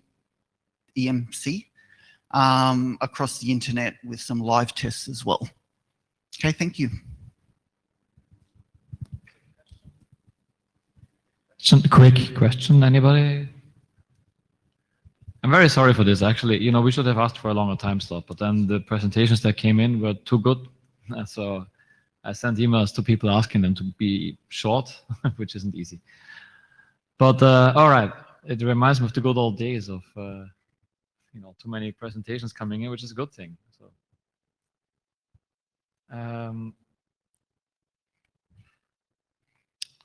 Okay. Hello, everyone. I'm going to talk about LEDBAT++. It is a low priority TCP congestion control, which we have actually shipped in Windows for several scenarios. Next slide, please. The background, so an anecdote, so basically Windows crash dump upload basically took out in-flight Wi-Fi. So that's how we started looking into this problem. So our goals were that we want to do less than best effort service, but we don't want to interrupt foreground traffic like interactive web pages, Skype calls, and things like that. We basically did some literature survey, and then LEDBAT seemed like the best solution because it ramps up when there is no competing traffic and yields to foreground flows. But we did find problems with LEDBAT, which led us to make some improvements. Can you go to the next slide? Quick recap. So LEDBAT works by measuring the base delay, and then it adds its own target delay on top. And it basically, if the delay is less than target, then there's an additive increase. If the delay is higher than target, then there's an additive decrease. No particular strict requirements on slow start. And it reacts to packet loss just like standard TCP. Next slide, please. So these are the problems that we found. So one-way delay measurements, which was required by the RFC, is hard to do with TCP. So there is no standard clock frequency or synchronization, and there are clock skew problems. There's a latecomer advantage problem because it's a delay-based congestion control. So flow that arrives later measures a higher base delay, and it basically gets a higher share of the network.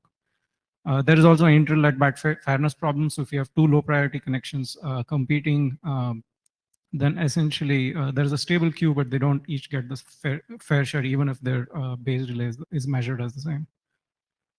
The recommendations around slow start were vague. So that was another thing we thought was a drawback with the RFC.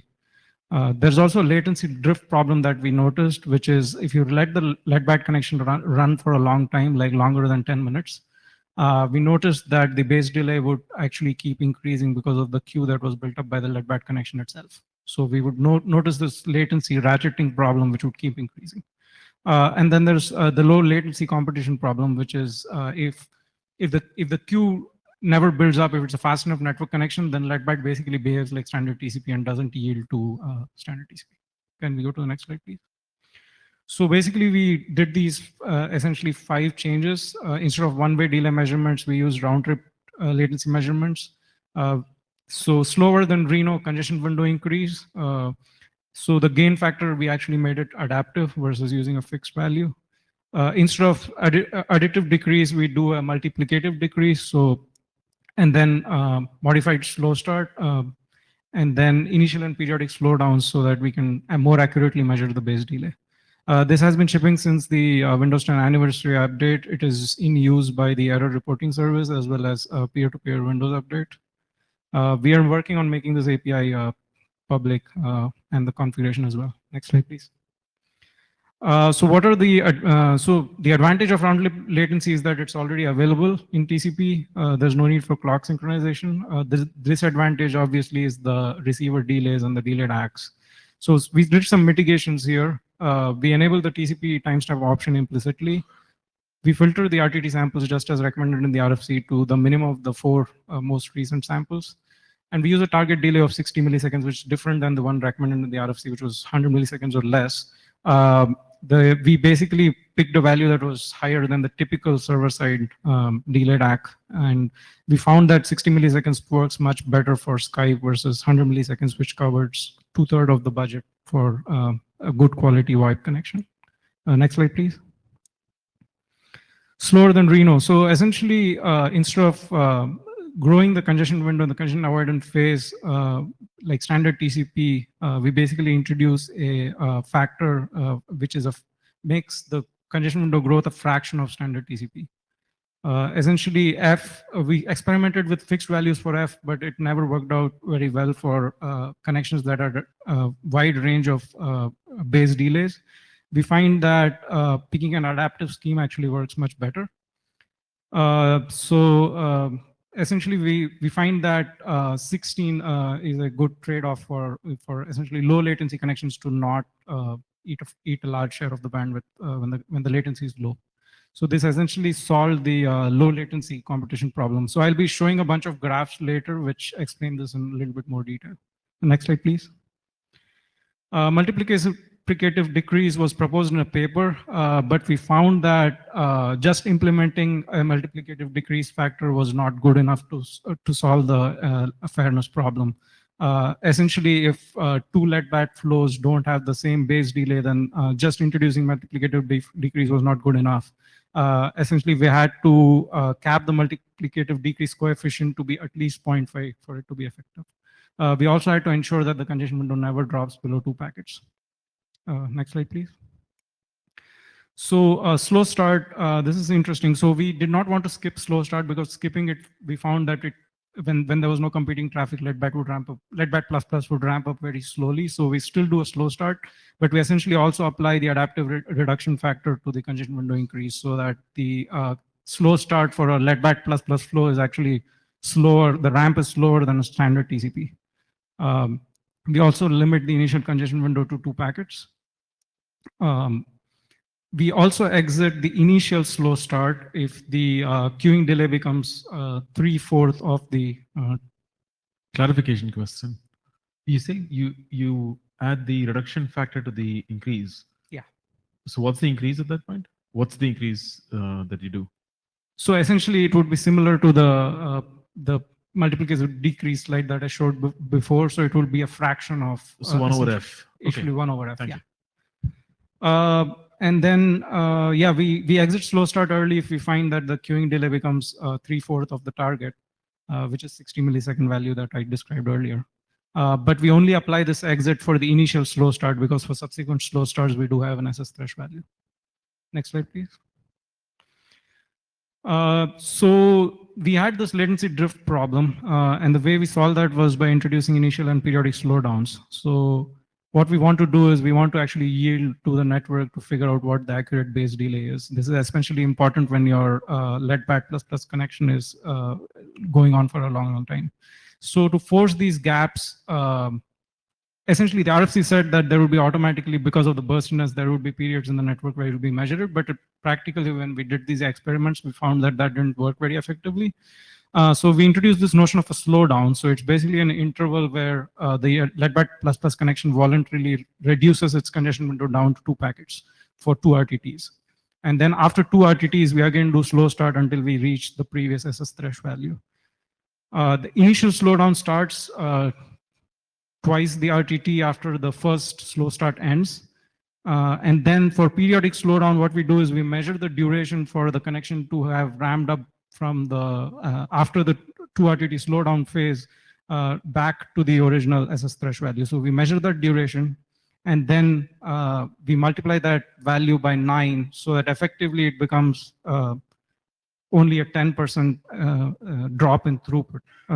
For let's say there was no competing connections, then we would essentially see only a 10% drop in throughput. This is actually a configurable value, but we found that 10% to be an acceptable drop. We found that this solved the latency drift problem. Next slide, please. I'm going to go over a bunch of measurements. This is basically just showing that standard TCP, when there are other short flows, it basically doesn't yield. And this, the graph below shows that. So the purple graph is basically your short flows, and then the red is leadback plus plus. So as soon as short flows ramp up, leadback plus plus very quickly yields, and it's able to ramp back up when there are no competing flows. Next slide, please. So standard TCP, again, this is the problem. So slow start binds up a bunch of queue, sometimes up to 1 to 2 seconds. These graphs are not in the same time scale. So for leadback plus plus, we see that it achieves its essentially stabilizes around 120 milliseconds of latency. Next slide, please. So this is the ratcheting effect that I was talking about. Standard leadback over time, essentially the period of 10 minutes would keep increasing the base delay. So essentially the ACK delay would keep on increasing. So over time, we find that it goes from about 120 to like 180 and then over 200 milliseconds. Just applying the multiplicative decrease as I described below didn't solve this problem. We had to actually also cap the coefficient as well as introduce the periodic slowdowns. And then we see that we're able to keep the, we don't see this problem of base delay continuously increasing for long running connections. Next slide, please. Standard leadback, yes, there is a latecomer advantage problem. So the yellow flow essentially came in later, and it basically took over pretty much all of the bottleneck bandwidth because of its higher base delay measurement. Leadback plus plus, as you can see, the green flow essentially starts later after the purple flow, and they both essentially end up fair sharing. And the last graph here is both of them essentially accurately measure their base delay, and it's the same value. Next slide, please. This is the low latency competition problem. So when we run standard TCP with leadback++, but we keep a fixed reduction factor, we see that standard TCP basically only gets 2/3 of the bandwidth. This is the case where, for example, the latency is like 1 millisecond or 10 milliseconds, very low value on the base delay. But once we introduce the adaptive value, in this case, because let's assume the latency is less than 10 milliseconds, we would end up with F as 16, and then we find that leadback++ yields and majority of the bottleneck bandwidth goes to standard TCP. Next slide, please. So yeah, in summary, we found a bunch of problems with leadback as described in the RFC. So leadback++ is an attempt to solve those problems. And our experiments show that it achieves what we set out to do. It's already deployed on millions of systems for the scenarios that I pointed out earlier. We're working on making the API and the knob public. We are working on a draft submission. I had a question here to the room, whether it should be to ICCRG or TCPM. As chairs, our agreement, our view on it is that this should be ICCRG, because I mean, well, several reasons I think. But... And we'll fight for it. Okay. Questions?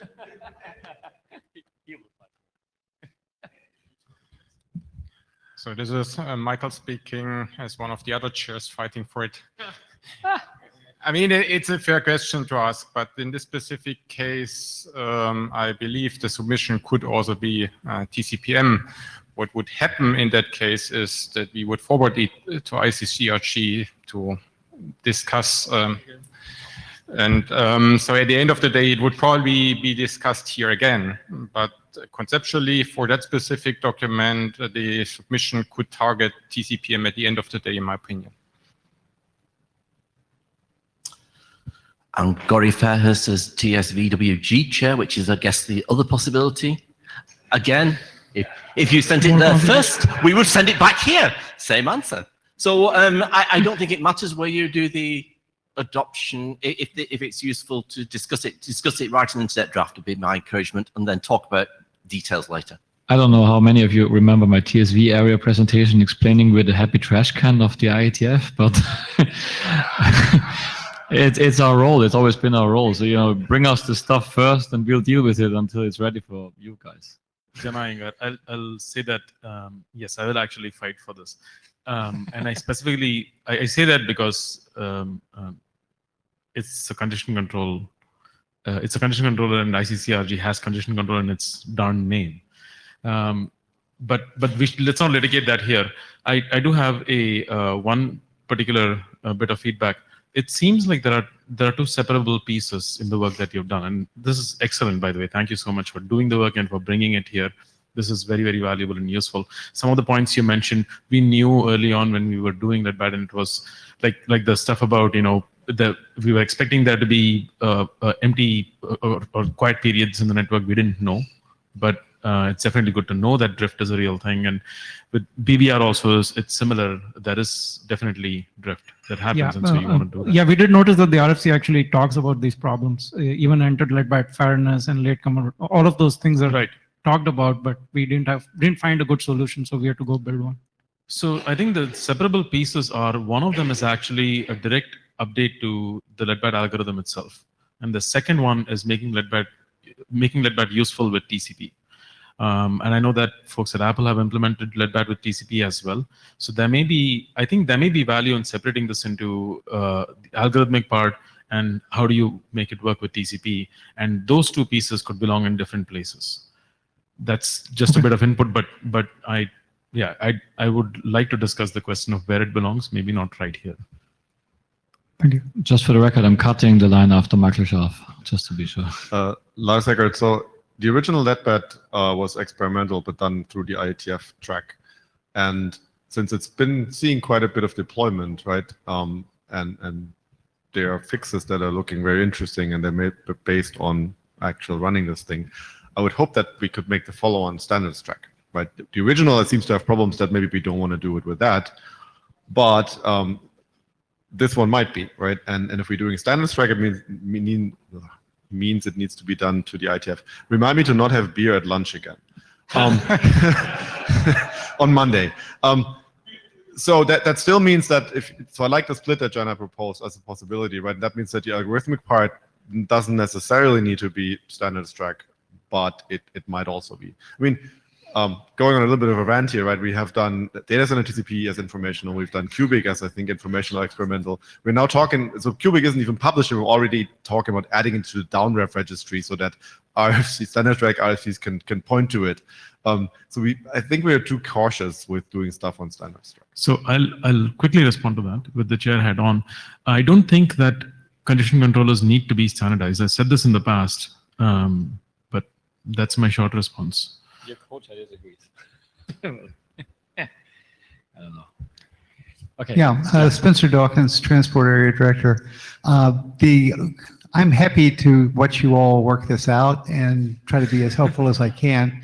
The thing that's probably worth me saying here is for asking you all to think about who else would see the work in the IETF.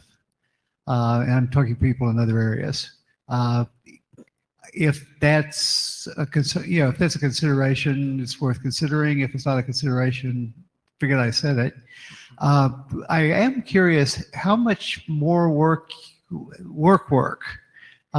you think needs to be done here. I mean, like, do you feel like you're through, or? So one of the problems that we haven't solved yet is working well with AQM. Now we do have some solutions here, which I have not talked about in the slides, but that's a work in progress. So that's the only part that remains to be figured out as far from our side. But of course, there could be other feedback from the community, and we'd be happy to address any kind of gaps here. Yeah. Cool.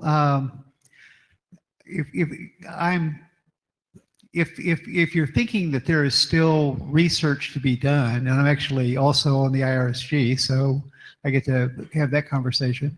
If you think that there's still research to be done, I think that doing it in a researchy kind of place could make a lot of sense.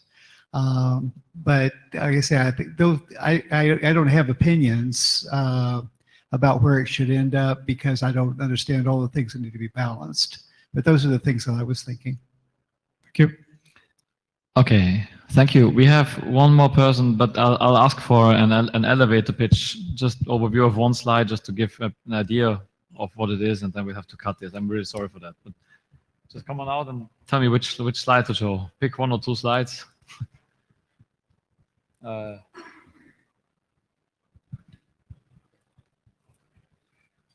many times after? You have 0. We're 1 minute above the end, so there is no more time really. That's why I sent you an email saying it has to be an elevator pitch. You just have to tell what it is. You can just say one thing about the what? Or quickly go through. Not go through. No. You talk about one slide about what it is. Okay, so go to Is it this maybe? Okay, then we just go there.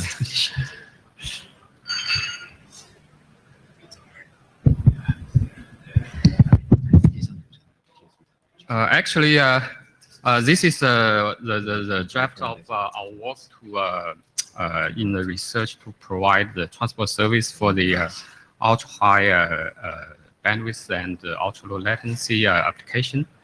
And basically, the motivation is to try to do something which the current transport cannot support, such as AR, VR, and the tactile internet. And based on the analysis of all historic solutions. You need to talk into the microphone. We can't hear you. Based on the analysis of the current solution, we take the approach that the network device will be involved more in this regard. And so we also want a simpler solution, protocol to support this. We try to get rid of the same fate of the ISVP. So our design target is that the end user or application can directly use the new service, and also the new service can coexist with the traditional TCP, and both can share the resource of the network. Also, the quality of service can be adaptive to the application requirement, which means the application can directly change it. So the service provider can also manage the service. And the performance and the scalability, this is the most concerned part, which we think the target should be achievable by the vendor and the hardware. Also, last one is that new service is transport agnostic, means that both TCP and UDP can use it.